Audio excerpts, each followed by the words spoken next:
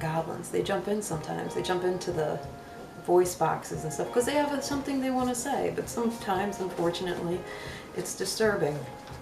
People don't, understand that it's just something that's trying to help us understand the brain and certain aspects of the brain and how things work. I'm not going to explain much more of that. It's a very difficult subject that will ellipse me into thoughts that I know a lot of people's minds in this day and age are not able to comprehend. And that's okay, because it's not for them yet.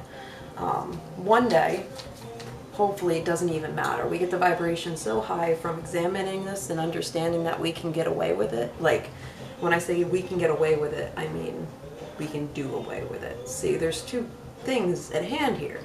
There's ways that you can use it to manipulate to better, or worse, depending on who you are, but to better it. Or you can use it to alternate it, to change it so that no longer has to exist, because we do progress. The thing is, I've read 3 articles this week, and they're all making reference to Sigmund Freud. And I understand the quantum dynamic of it. I get it. I totally do, based off my understanding of psychology and my understanding of quantum mechanics. But when it comes to other people, I don't think they understand the foundation of it. And I actually think at a certain point in time, we no longer need that.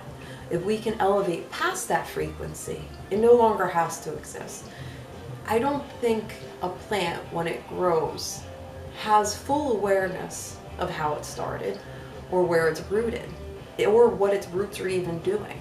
So why do we have to, maybe just me, see, this is where it goes. It starts to interlock and interchange, and it starts to go. But like, observation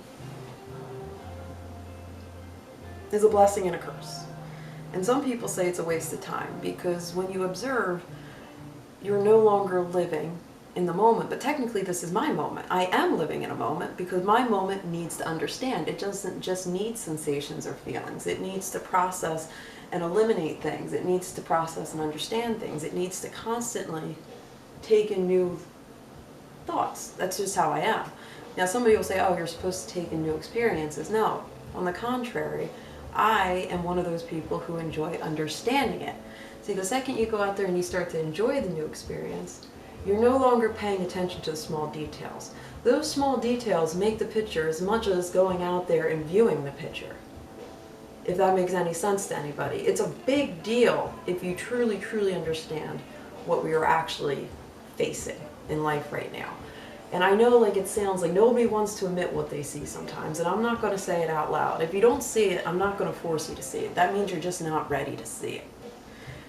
But I know there's a lot of people in that subconscious mind, there's been seeds planted over the last year that either is going to make them or break them, or give into something, or become more aware of something. And I can't say what any of that is at the moment, because that would just solve the puzzle for you. And I haven't even figured the puzzle out.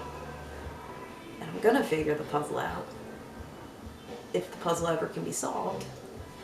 I just might be the one that does that. Isn't the word love in solve? S-L-O-V-E-D. Yeah. It is. It is.